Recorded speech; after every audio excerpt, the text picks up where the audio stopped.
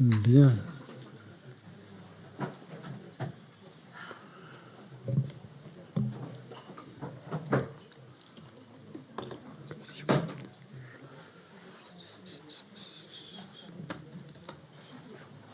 Quoi? Je me dis quelque chose.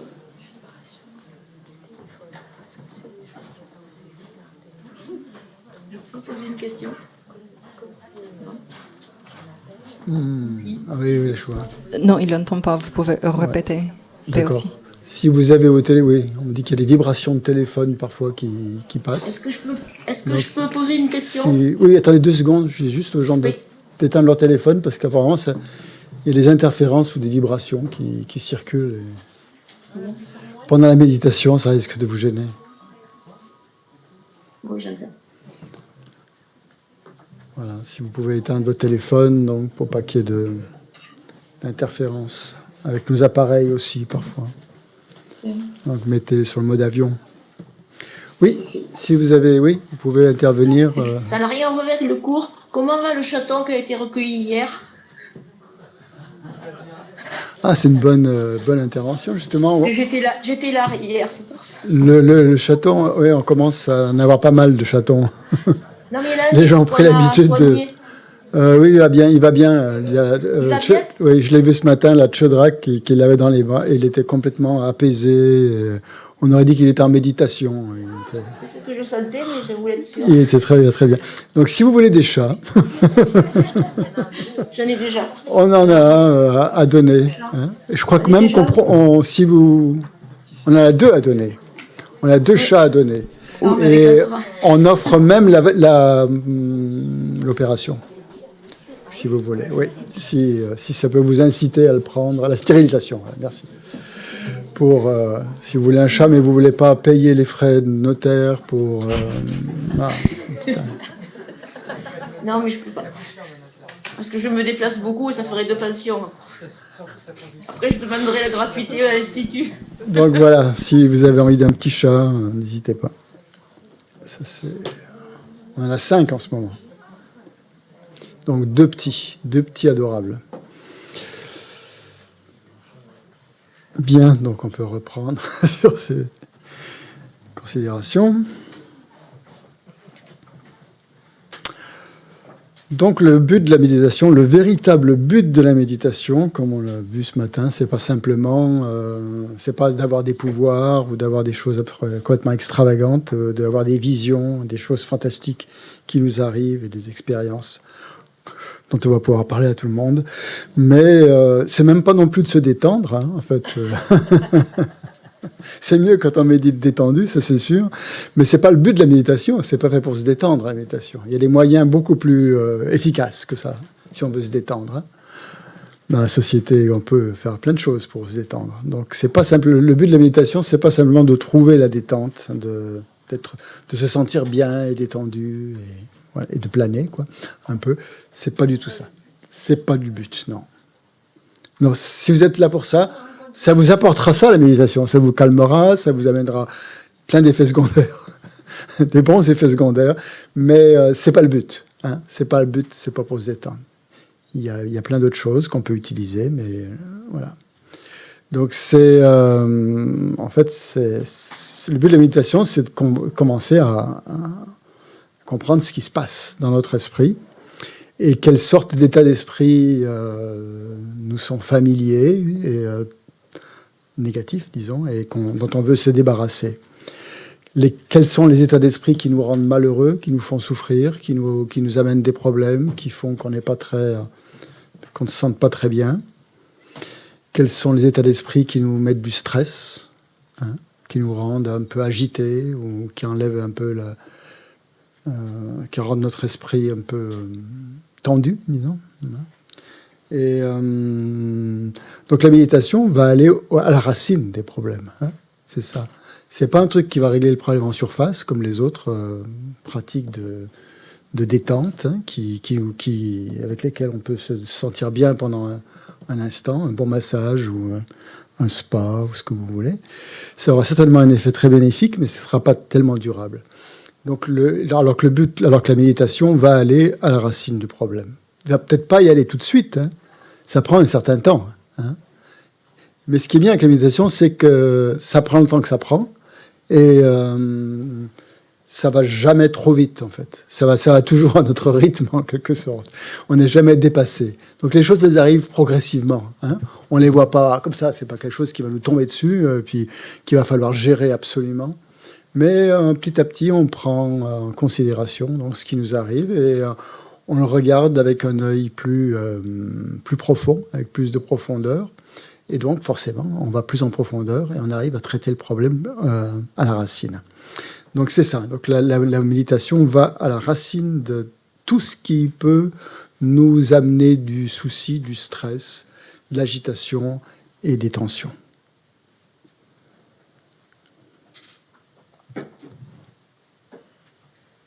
Mais donc, on peut très bien méditer, et puis que rien ne se passe pendant un certain temps, et puis tout d'un coup, à force, les choses arrivent, parce qu'au début, on n'a pas forcément l'habitude de regarder certaines choses, et puis petit à petit, on prend le courage. Hein.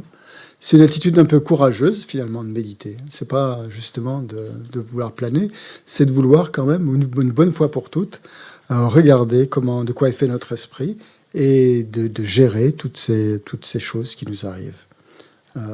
Surtout quand certains problèmes sont récurrents et qu'on a un peu toujours les mêmes problèmes qui reviennent. Donc ça, c'est important. C'est le signe à ce moment-là qu'on est prêt pour les regarder, hein, pour les voir. Quand on n'est pas prêt, on n'est pas prêt, quoi, c'est tout. Hein, c'est pas plus compliqué que ça.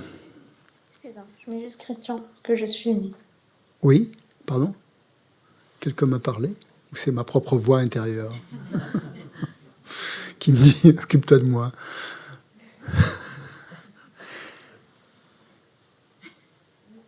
C'est bon. Voilà. Donc, en fait, il n'y a rien de mal à vouloir être en meilleure santé, à vouloir être plus détendu, à vouloir avoir plus de paix, moins de stress. C'est très bien, hein, c'est tout à fait légitime et c'est tout à fait normal qu'on recherche ça. Mais donc, la méditation va nous aider à aller plus en profondeur. Hein. Ça va être une aide pour ça, pour regarder vraiment ce qui se passe dans notre esprit.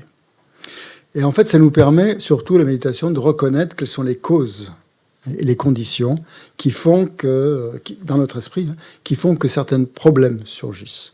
Donc pour ça, on a toute une batterie d'enseignements que le Bouddha nous a donnés pour regarder ces problèmes, pour les analyser. Parce que parfois on peut voir surgir des choses, mais on ne sait pas comment les traiter. Hein. On peut voir apparaître des problèmes, mais on sait qu'est-ce qu'on en fait de ça. Voilà. Donc après, il y a tout le contenu, justement, de l'enseignement du Bouddha qui va nous aider à gérer ces problèmes en essayant de les comprendre. Donc, c'est tous les enseignements sur la nature de l'esprit, sur le karma, beaucoup sur le karma, évidemment. C'est un sujet essentiel, le karma. Sur l'impermanence, sur les 4 nobles vérités, etc. Donc, tous ces outils, en fait, sont là pour nous aider. Et ils sont des outils sur lesquels on doit réfléchir, mais surtout méditer. Hein. Parce que ce n'est pas que la réflexion qui va résoudre le problème. Hein, on en avait parlé, je crois, la dernière fois. On avait dit qu'il fallait 3 choses pour vraiment intégrer les enseignements bouddhistes dans notre vécu. C'était d'abord d'en prendre connaissance, d'en prendre conscience, c'est-à-dire écouter les enseignements, ou lire, ou étudier. Voilà. Ça, c'est le même domaine. Ensuite, d'y réfléchir, hein, de réfléchir à ce qu'on a écouté pour que ça soit plus... que ça nous parle, quoi. Hein. On ne va pas réfléchir sur des choses qui ne nous intéressent pas, qui ne nous parlent pas. Et le troisième, c'était de méditer. Hein. C'était la troisième... voilà. Mais on ne peut méditer sur quelque chose que si on a compris. Parce que le but de la méditation, ça va... quand on écoute, on écoute et on acquiesce plus ou moins, on est d'accord. Mais les choses font que passer. On les entend, ça rentre par une oreille ou ça sort plus ou moins par l'autre, ou je sais pas. Mais ça reste un peu superficiel. Si on y réfléchit, c'est qu'il y a déjà quelque chose qui nous intéresse là-dedans et qu'on a envie d'approfondir. Donc là, on va utiliser le raisonnement et on va l'intellect et tout ça et on va réfléchir à ça. en s'aidant des enseignements. Et la troisième, c'est l'attitude, justement, où là, on intègre vraiment, où lorsqu'on a bien compris la chose, eh bien, on médite dessus. On médite dessus, et méditer, à ce moment-là, ça ne veut pas simplement dire raisonner avec l'intellect, mais laisser un petit peu, pénétrer un petit peu ces idées, ces concepts, pour qu'ils ne fassent qu'un avec nous-mêmes, avec notre esprit. Et pas que ce soit des choses qu'on observe ou qu'on regarde avec une certaine distance, mais qu'on essaie vraiment de les intégrer. Et le but de la méditation, c'est ça, c'est d'avoir, lorsqu'on a compris quelque chose, c'est d'avoir une conviction. Une conviction, on dit, une conviction certaine, c'est-à-dire qu'il n'y a plus de doute. Quand on raisonne, quand on réfléchit, il y a encore des doutes. On se dit, bah justement, ça sert à ça de réfléchir, c'était pour éliminer les doutes. Et puis après, lorsqu'on n'a plus de doute, eh bien, c'est à ce moment-là que la méditation porte ses fruits, on pourrait dire. Donc la méditation va nous aider à reconnaître les causes et les conditions qui sont dans l'esprit et qui font que l'esprit est perturbé, ce qu'on appelait les perturbations mentales. Ouais. J'ai une question pour revenir un peu en arrière. Attends, ouais, tu veux prendre le micro. Si c'est une longue question, non, vas-y, alors je te répéterai. En fait, les bouddhistes, quand ils sont au monastère, ils font des débats un peu. Oui, alors on en avait parlé la dernière fois du débat. Le débat, il sert justement à intégrer l'enseignement. Ce sera sur la réflexion. En fait. Oui, on va dire que ça fait partie de la deuxième phase, exactement. Oui, exactement.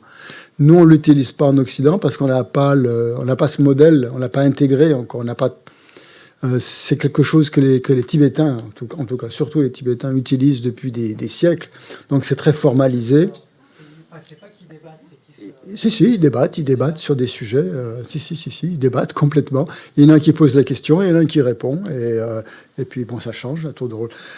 C'est un très, très bon moyen. C'est un peu scolastique, un peu, on pourrait dire, scolaire, quoi. Il faut que ce soit bien organisé pour que ça marche, quoi. Nous, on n'a pas ce genre de culture, cette culture, donc ça peut pas fonctionner, quoi, pour nous. Donc, malheureusement, oui, un Nalanda, effectivement. Oui. Ouais, un Nalanda. Oui, c'est ça. Donc, si ça vous intéresse, vous pouvez faire une formation sur le débat. Mais après, ce qui est important, c'est de continuer. C'est ça. Et d'avoir les conditions pour pouvoir continuer, de faire ça au moins. Ça fait partie de leur cursus scolaire aux moines tibétains dans les monastères. Dès qu'ils ont reçu un enseignement, donc ils reçoivent l'enseignement la journée, par exemple, ben, tous les soirs, ils débattent tous ensemble, entre tous les élèves, quoi, de la même classe, de la même promo. Ils débattent sur ce sujet-là. Et pendant 1 heure, pendant 2 heures, c'est assez prenant. Mais ça fait partie justement d'un moyen d'intégration de l'enseignement. Mais bon, c'est en général réservé aux moines, c'est vraiment qui consacrent toute leur vie à ça. Mais bon, pourquoi ça demande quand même beaucoup de mémorisation pour pouvoir débattre. C'est pas juste quelque chose on ne débat pas sur des idées simplement. C'est pas un truc où on va dire oh je pense ceci, je pense cela. Non, c'est pas ça. C'est que vous devez complètement mémoriser tous les points, point par point de l'enseignement ou d'un sujet par exemple, avec toutes les divisions, les subdivisions, les sous-divisions, tout ça dans l'ordre hiérarchique. Ça demande quand même un esprit bien fait, bien structuré. Et après, entre vous, vous vous amusez à démonter tout ça et à chercher pourquoi telle subdivision elle vient à ce moment-là et pas un autre, et à débattre là-dessus, en fait, sur les structures. Donc il faut avoir mémorisé. Ça se fait quand il faut une bonne mémoire, et c'est tout un art. Mais bon, c'est très, très utile, effectivement. Dans le processus d'intégration de l'enseignement, c'est très, très utile parce que là, ça ne vous laisse pas le temps à la réflexion, pratiquement. Ça doit être du tac au tac. Quand on fait ces débats, c'est soit vous avez acquis le truc, soit vous ne l'avez pas acquis. Si vous ne l'avez pas acquis, sortez. Vous allez vous retourner dans vos cahiers, vous mémorisez. Ça doit être instinctif. Mais bon, ça prend beaucoup de temps et ça prend beaucoup d'énergie et... C'est très très bien. Personnellement, moi, j'ai jamais fait un débat. Je peux pas trop vous en parler, mais je sais que j'ai assisté plusieurs fois à des débats. Ça va très très très vite. Il faut avoir c'est une souplesse, une gymnastique mentale incroyable. Et ils adorent ça, parce que c'est drôle en même temps. Ils essaient de se piéger avec des tas de trucs. Ça, c'est pas la méditation encore. Ça, c'est avant la méditation. Donc, la méditation, c'est quand même quelque chose qui est assez dans la pratique bouddhiste. Bon, ça, c'est dans les collèges philosophiques qu'on fait ça. C'est pour apprendre toutes les écoles philosophiques. C'est assez. Après, on n'est pas obligé de méditer comme ça. On n'est pas obligé de méditer. On peut simplement méditer de manière beaucoup plus simple et pour nous occidentaux, je ne sais pas si on serait prêt à faire autant d'efforts pour vraiment consacrer sa vie à ça, quoi, je pense. Parce que ça, c'est l'université à côté, c'est rien. C'est-à-dire que là, vous êtes pris de 8 heures, qu'est-ce que je dis, de 4h30 du matin à 11h du soir, quoi. Vous n'arrêtez pas, quoi. C'est non-stop. Et faut commencer jeune. Hein. Et il faut être convaincu qu'on veut passer sa vie à ça. Mais bon, on n'en est pas là. Hein. Bon, c'est pas le but de découverte du bouddhisme. Je ne vais pas vous emmener là, en tout cas. Hein? En présentiel. Ça veut dire c'est ce qu'on est en train de faire là. L'enseignement, il est en présentiel pour vous parce que vous êtes ici. Vous êtes présent. C'est pas en distanciel pour ceux qui sont en distance. Bon, donc qu'est-ce que je disais? Il faut que je revienne à mon histoire là.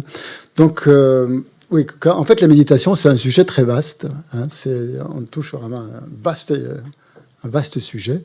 Et si on est intéressé par la méditation, ben, il faut y consacrer du temps. Il faut étudier. Hein. Il y a plein de choses là-dessus. Hein. Il y a plein de textes, de livres. Et ça fait partie vraiment de l'intégration du bouddhisme en Occident aussi. Hein. Les gens ont très vite eu envie de méditer. Donc les maîtres sont venus pour nous apprendre à méditer. Voilà. Donc le but d'aujourd'hui, c'est une introduction, hein, simplement à la méditation, puisque c'est un sujet tellement vaste qu'on ne va pas pouvoir tout le couvrir en un week-end. C'est pas possible, mais au moins déjà, si déjà ça vous donne le goût de méditer tous les jours, pour que ça devienne une activité aussi simple et habituelle que de se laver les dents, hein, le matin par exemple, ça sera gagné. Hein. C'est sûr, même y consacrer 10 minutes ou une demi-heure par jour, ça a un effet absolument incroyable sur l'esprit, quoi, et sur le corps aussi, surtout. Donc voilà, en se rappelant justement pourquoi on fait ça et quel est notre objectif. Hein. Voilà. Donc on va commencer, on va méditer un peu, mais on va commencer par la posture déjà, hein, pour ceux qui ne connaissent pas la posture recommandée. Hein, je dis bien recommandée. Ça ne veut pas dire que cette posture, elle est obligatoire. Hein, pour méditer, il faut absolument se mettre dans la posture du Bouddha, Shakyamuni ou autre, et que si on n'arrive pas à avoir cette posture, on n'arrivera jamais à méditer. C'est pas ça. Il y a une posture qui est recommandée. Et après, en fonction de notre corps, notre organisme, on fait ce qu'on peut, hein, pour se rapprocher de ça. En plus, ça ne veut pas dire que parce qu'on n'y arrive pas maintenant, on n'y arrivera jamais. Quand j'ai commencé à méditer, quand je méditais, j'avais les genoux ici. Et puis petit à petit, maintenant que j'arrive à tenir, je ne sais pas pourquoi, ça se fait tout seul. Au bout d'un moment, ça se détend. Il doit y avoir les canaux souples, subtils, qui doivent se détendre, je ne sais pas. Et après, on peut rester. Maintenant, c'est quand je me lève que j'ai mal. C'est quand je marche que j'ai mal aux jambes.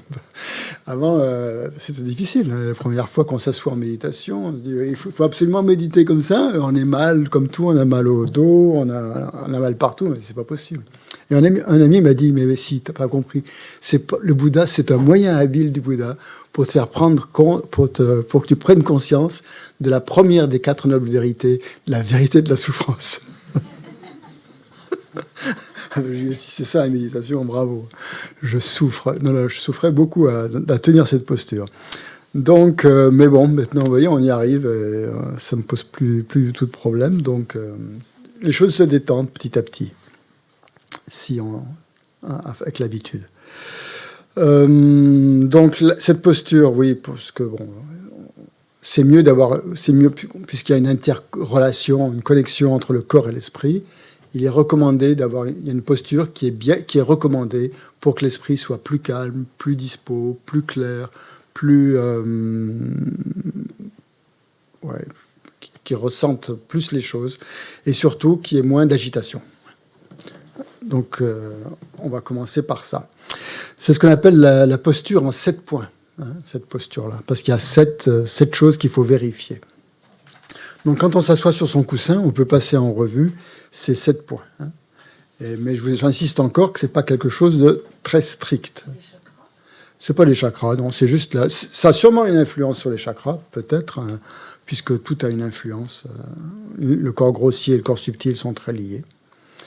Donc le premier point, c'est par rapport aux jambes. C'est les jambes. Hein. C'est le point le plus difficile pour moi.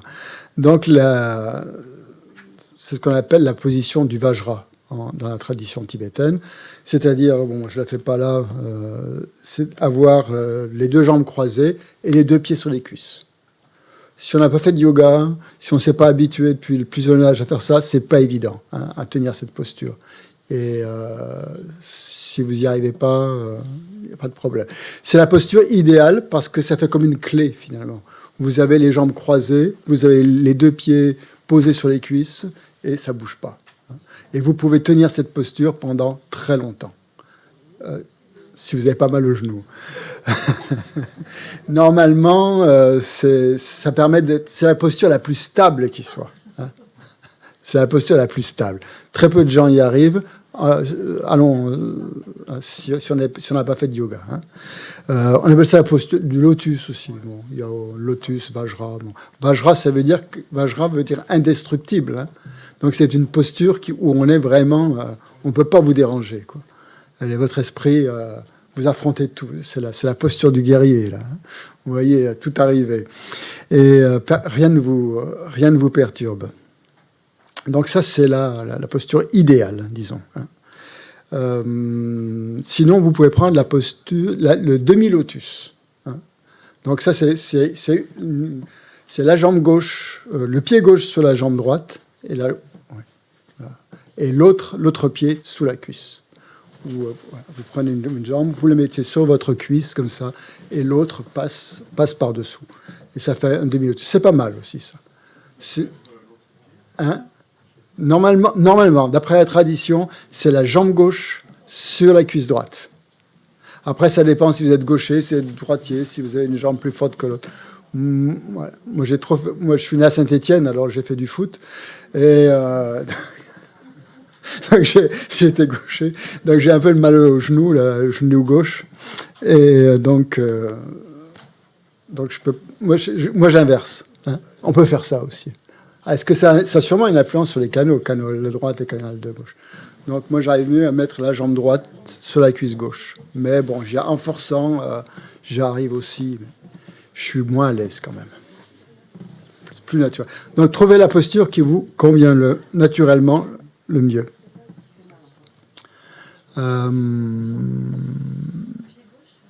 Donc normalement, ouais, c'est pied gauche sur la cuisse droite. Ça c'est voilà, c'est celle-ci qui est recommandée.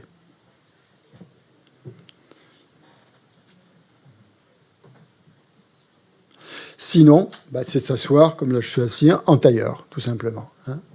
C'est-à-dire les 2 pieds sous les cuisses, tout simplement. Et là, c'est pas une posture très très stable, on n'est pas forcément très stable, mais bon, ça va. Hein. Qu'est-ce qu'il y a? Sinon, on peut s'asseoir sur une chaise. Hein.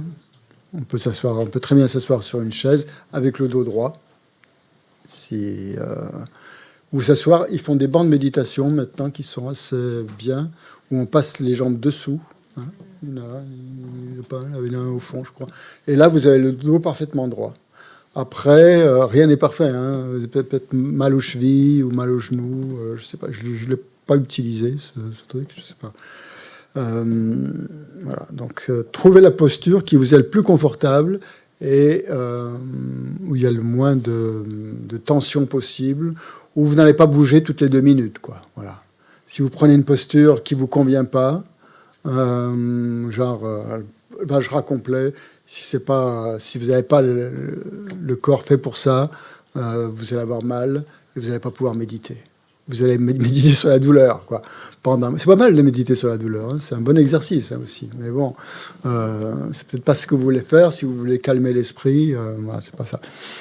Donc, c'est une posture. Alors, une question, est-ce que la posture de méditation peut avoir des effets dévastateurs sur le corps? Est-ce que ça peut être dangereux de tenir une posture qui n'est pas adéquate? Je pense que oui. Hein. Je pense que oui.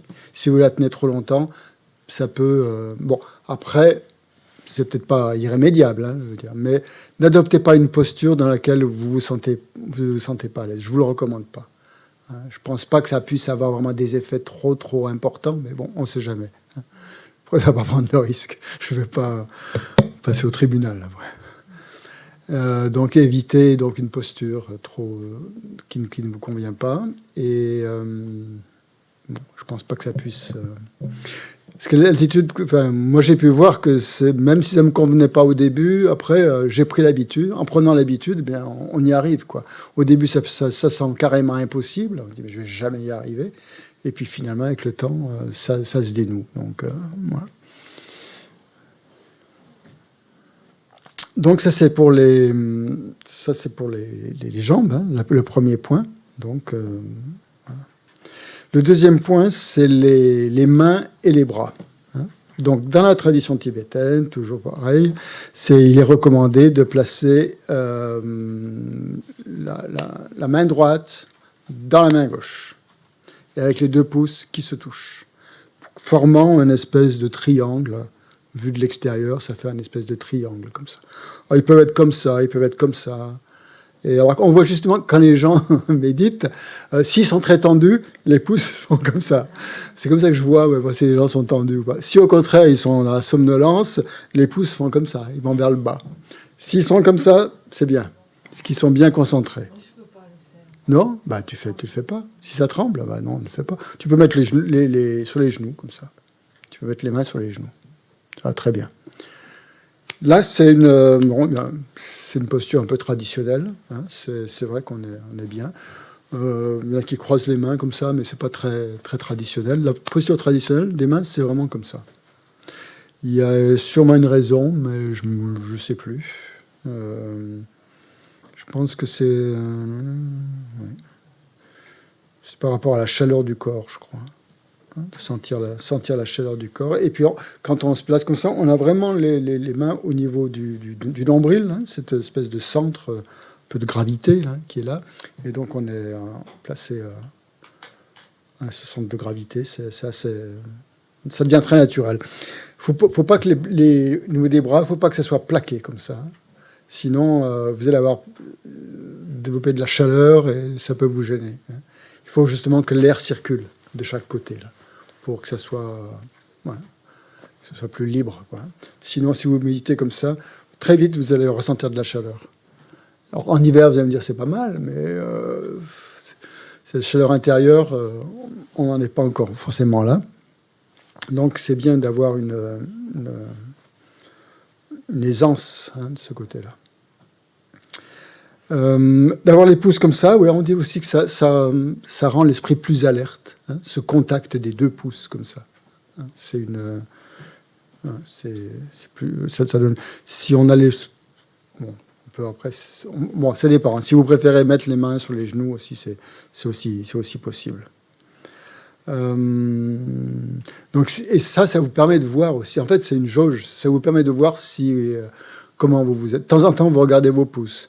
Et vous voyez si c'est trop relâché, si vos mains sont comme ça, un peu, voilà, ça commence à pendre un peu, c'est que vous n'avez pas l'esprit alerte. Si au contraire vos pouces se touchent bien, ils sont bien, voilà, c'est que votre esprit est bien concentré. Donc vous pouvez voir justement par le contact des pouces si votre esprit est alerte ou s'il ne l'est plus, s'il a perdu de son côté alerte. Oui, la chaleur, évitez donc d'avoir les coudes trop comme ça, parce que ça fait monter les épaules, donc ça crée des tensions.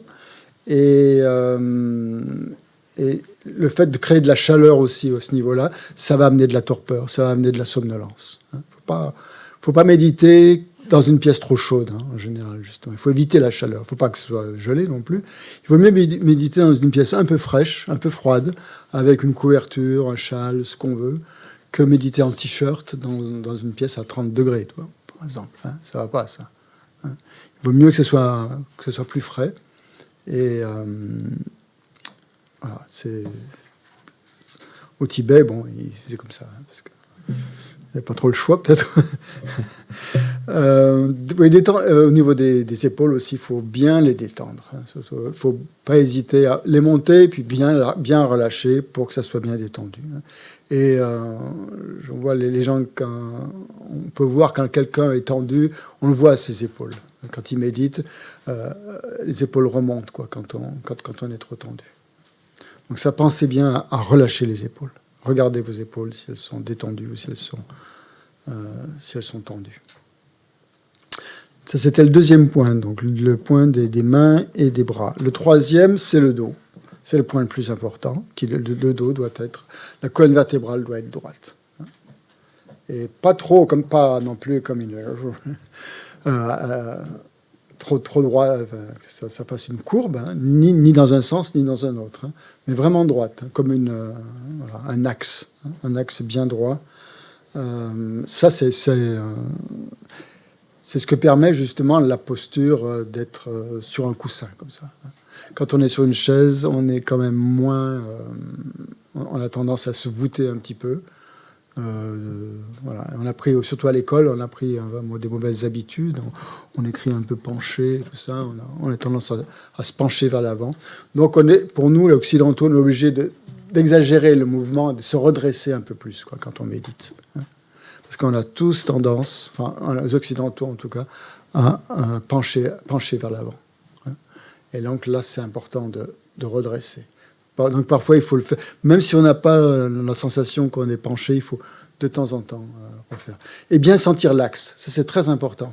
Sentir, vous pouvez faire des petites ondulations comme ça pour voir si vous êtes centré, ramener le bassin un petit peu vers l'avant du coussin. Il faut être assis à l'avant du coussin, pas à l'arrière comme ça. Sinon à l'arrière, c'est trop confortable.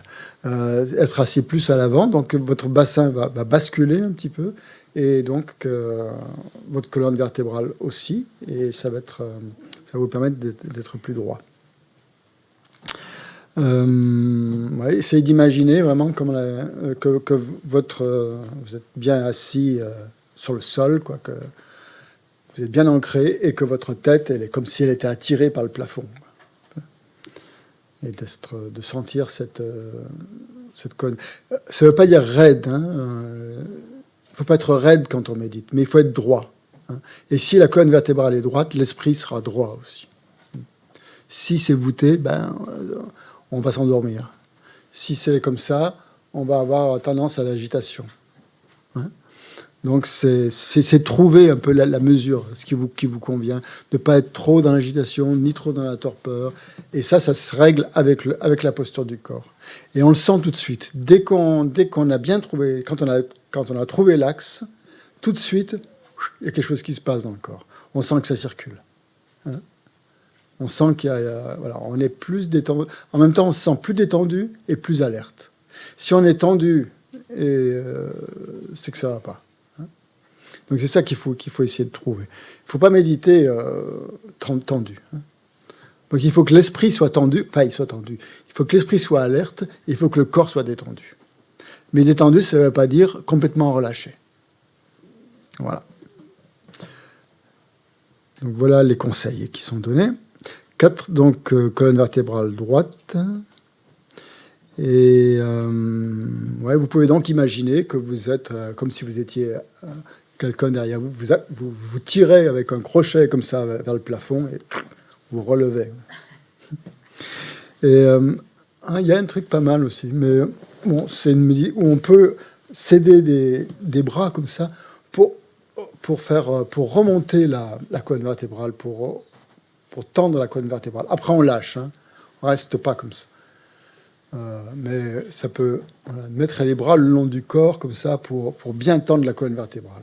Et après, on lâche et on reste dans cette posture. Et tout de suite, il y a on sent que ça circule.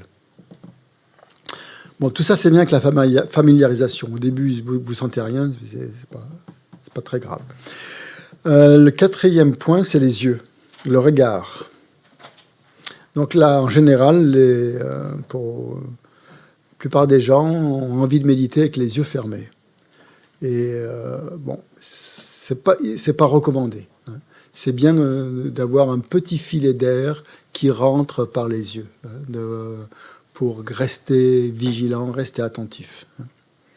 Parce que donc, si on ferme les yeux, on va avoir tendance à s'endormir ou à la rêvasserie. Hein. On va commencer à rêvasser. Et en méditation, on est toujours c'est le danger qui nous guette, hein, chaque fois, de rêvasser, de partir en suivant, même pas les pensées. Hein. On peut très bien partir, être dans un doux sommeil, comme ça, et puis se laisser aller, être très bien. Hein. Ça, c'est un gros piège, hein, dans la méditation. On a l'impression qu'on est très bien, on est très détendu, on est très calme, tout va bien, mais l'esprit, il est complètement ailleurs. Il ne sait même pas où il est, d'ailleurs, l'esprit. Hein. Ça, ne vous inquiétez pas, hein, ça arrive à tout le monde. Hein. Tout le monde. Hein. À un moment donné, c'est pour ça qu'il ne faut pas faire des longues sessions de méditation. Hein, au début, en tout cas. Ne méditez pas plus que 10 minutes d'un coup. Hein. Vous pouvez, sans faire de pause, je veux dire. Vous pouvez méditer pendant une demi-heure, mais vous coupez entre 6 fois 10 minutes, c'est 1 heure, ou 3 fois 10 minutes si vous faites une demi-heure. Faites des petites pauses. Hein. Toutes les 10 minutes, vous arrêtez pour que votre esprit reprenne un peu le dessus, quoi. Sinon, si vous restez comme ça une demi-heure, la qualité ne va pas être bonne de la méditation.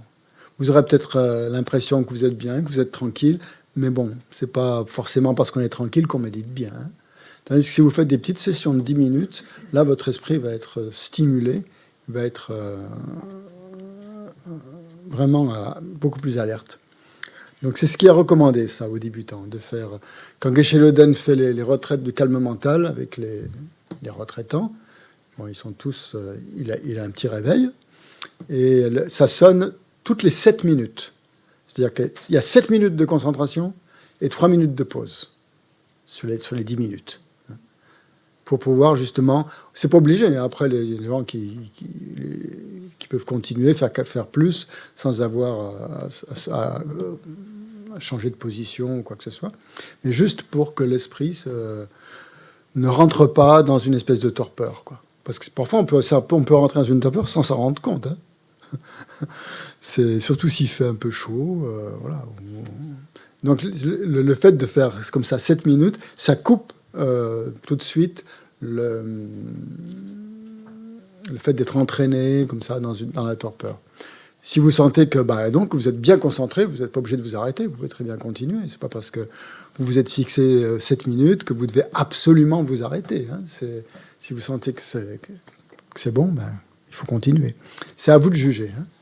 Donc ça demande quand même pas mal d'observation, tout ça.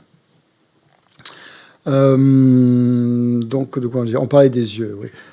Pour les yeux, donc c'est pour éviter donc qu'on tombe dans la somnolence. Donc on recommande de méditer. Au début, ça peut faire.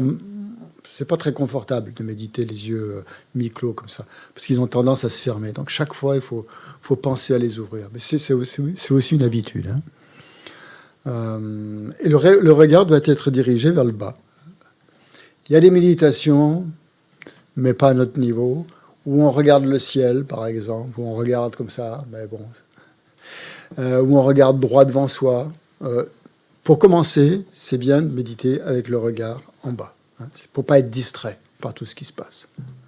Après, quand on a pris une grande habitude, on peut méditer avec les yeux grands ouverts tout le temps, hein, n'importe où, quelles que soient les conditions.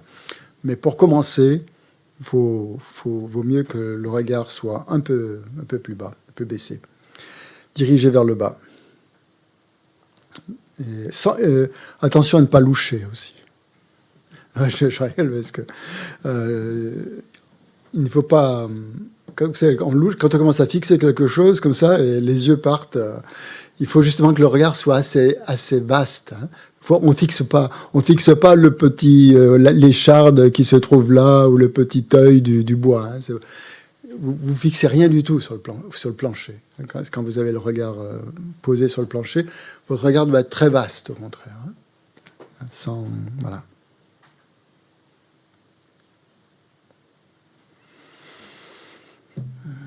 Donc tout ça, c'est pour rester plus alerte, pour être plus éveillé. Le 5e point, c'est la bouche, les mâchoires. Là aussi, ça doit être détendu. Donc la détente, c'est la clé. Hein. Ne serrez pas les dents, hein, c'est pas la peine. Hein. Laissez-les de manière naturelle. Hein. Les lèvres sont fermées, hein, fermez la bouche, hein, et vous respirez par le nez. Vous ne respirez pas par la bouche. Sauf si, bien sûr, vous êtes enrhumé. À ce moment-là, vous ne pouvez pas... hein. C'est difficile, peut-être. Hein. Si le nez est bouché, vous allez avoir du mal.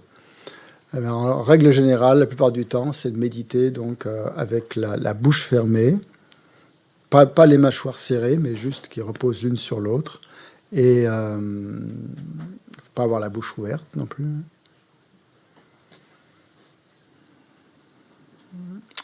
Vous respirez par le nez et la bouche fermée.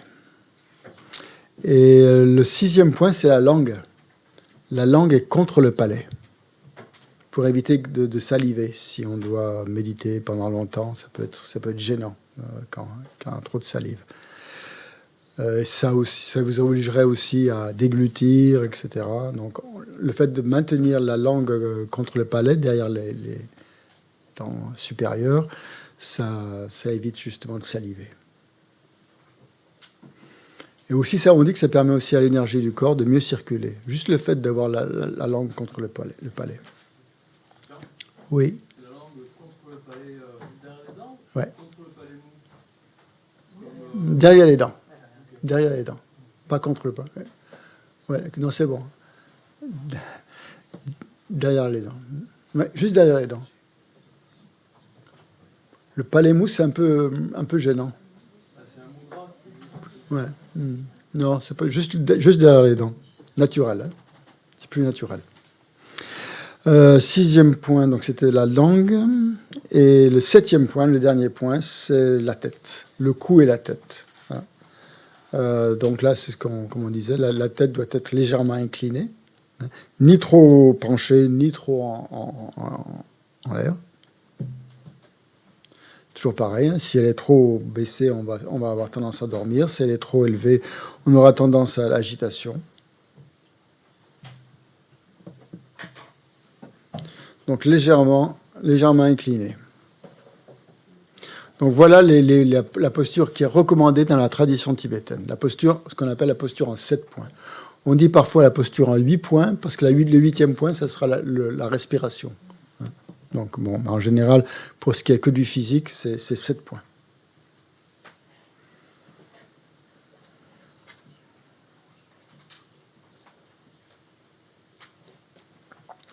Bien, bon, on va faire une petite méditation. Maintenant, on va prendre cette posture. Et puis, on va faire la méditation sur la respiration, sur le souffle, comme on l'a fait ce matin. Donc, le but du jeu, c'est d'essayer de ne pas suivre les pensées. C'est tout. De rester attentif.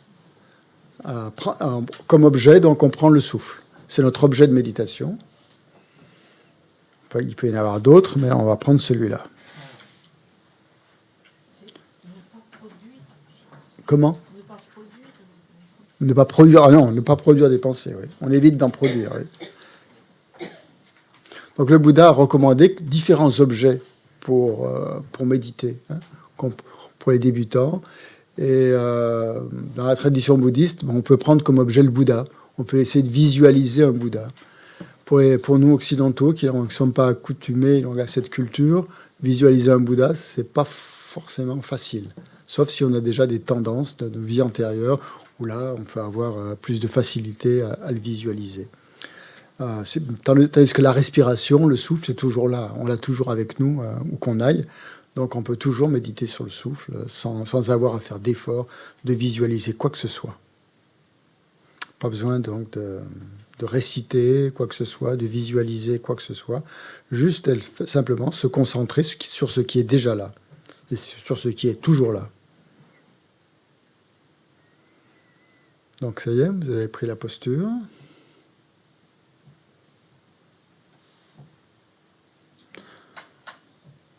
Donc on va se C'est très simple hein, comme méditation. On se concentre son esprit sur sa respiration. Donc, comme on a dit ce matin, soit au niveau des narines, soit au niveau de l'abdomen.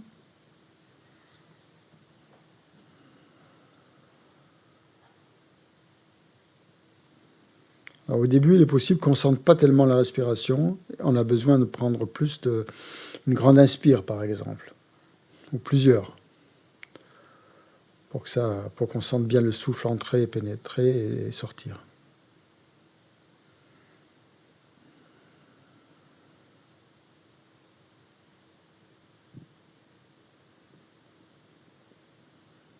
Donc on va se mettre 5 minutes. Pas trop long, pas trop court.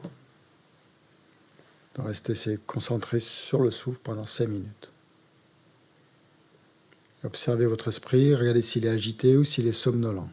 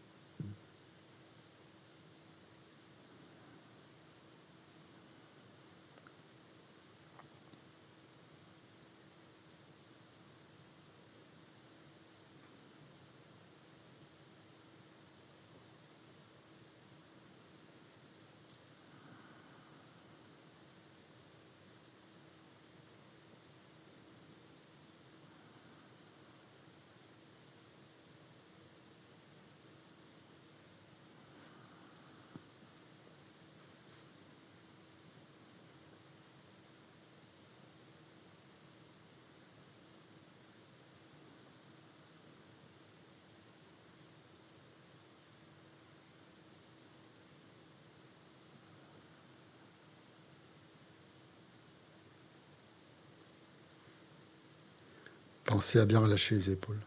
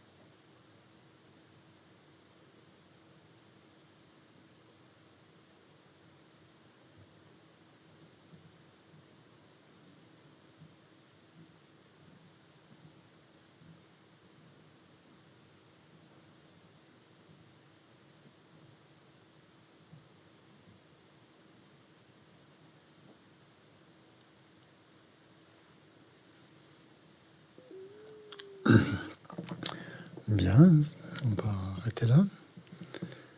Donc, c'est un exercice très simple, mais pas si facile que ça. On se dit, oh, c'est si simple, je devrais y arriver. Comment ? Oui, on le fera après. On le fera aussi. C'est une technique, on verra tout à l'heure. Ça paraît tout simple, mais c'est pas si simple que ça, parce que notre esprit, il aime bien se balader, quoi. Il aime bien vagabonder, il est toujours occupé par... Ça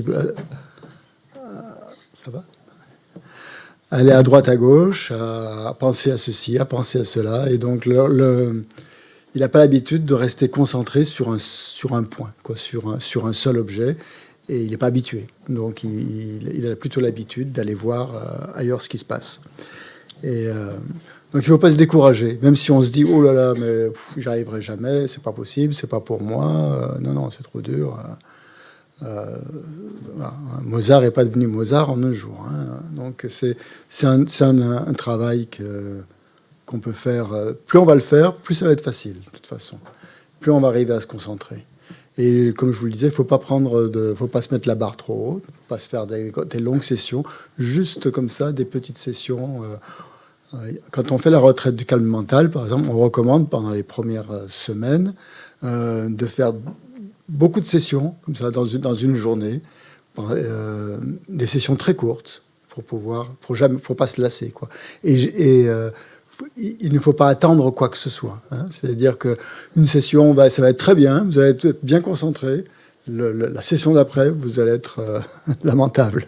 Vous n'arriverez pas à concentrer votre esprit, il sera complètement sauvage, vous ne pourrez pas le dompter ou quoi que ce soit.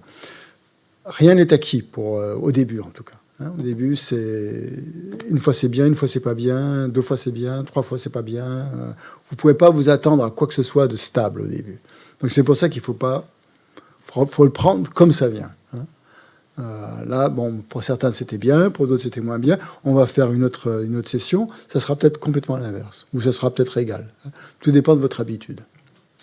Mais surtout pas se décourager en se disant c'est un exercice si facile, c'est bizarre que j'y arrive pas, c'est pas fait pour moi. Non, faut pas avoir ce genre d'attitude. Hein. C'est simplement de continuer à pratiquer et à prendre cette habitude. On va le refaire. Et alors, je vais vous laisser. Vous allez tester autre chose maintenant. Vous allez tester une visualisation. Vous pouvez soit rester sur le souffle, hein, si ça vous convient bien, si vous aimez bien le souffle, vous restez sur le souffle. Mais on ne sait jamais. Peut-être parmi vous, il y a des gens qui ont déjà des familiarisations avec une image. Hein, une image, ou qui ont l'esprit plus artistique ou créatif, je ne sais pas, qui aiment bien visualiser des choses. Et on peut très bien donc faire la même méditation, mais au lieu de prendre comme objet de concentration le souffle, on prend une image. Dans la tradition bouddhiste, c'est l'image du Bouddha qui est recommandée. Hein. Donc vous prenez l'image du Bouddha tel qu'il est derrière moi, bien droit, qui tient son bol, comme ça, comme il vous apparaît. Même si vous apparaît pas dans sa globalité, c'est pas grave. Si vous voyez que son visage, c'est très bien. Si vous êtes chrétien, vous pouvez très bien prendre l'image du Christ, hein, ou de la Vierge Marie, ou je sais pas, ou une image qui est quelqu'un un saint, qui vous est avec lequel vous avez une certaine affinité. Hein. Vous pouvez essayer. Hein, voir ce que... Bon, si vous voyez que ça vous attire pas, vous préférez rester sur le souffle, vous restez sur le souffle. Mais essayez quand même. Hein. Si vous avez une familiarisation avec une image, hein, avec une représentation du Bouddha, vous la représentez. Hein. Tout dépend de vous. Hein. Donc on va réessayer de prendre la même posture. Et d'essayer cette fois donc en visualisant. Donc on visualise pas avec les yeux, on visualise avec l'esprit. Hein. C'est-à-dire c'est comme si notre esprit en fait, par exemple quand vous pensez à votre maison ou à votre appartement, hein, vous voyez tout de suite la cuisine, vous voyez la chambre, vous voyez le séjour, etc. Très facilement. Bon, c'est la même chose dans la méditation sur la visualisation. Vous pensez à un objet et vous essayez de le faire apparaître dans votre esprit. Donc là, c'est un peu plus facile les yeux fermés, hein, parce qu'on n'est pas distrait par les objets extérieurs. Donc là, vous pouvez fermer les yeux si vous voulez. Et essayer de peindre avec votre esprit, de peindre le Bouddha, par exemple. ou ou autre chose, hein, ou une autre déité, ou suivant vos affinités.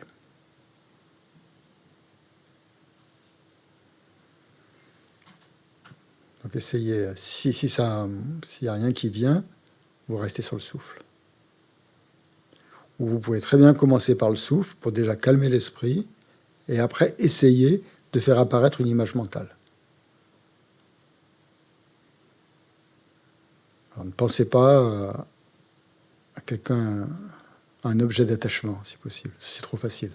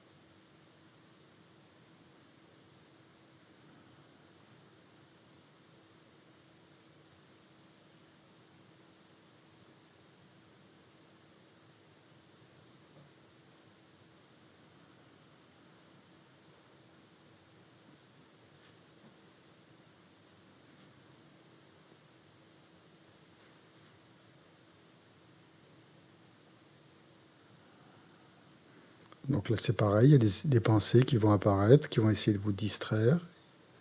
Donc essayez de ne pas les suivre et de revenir sur votre objet de méditation.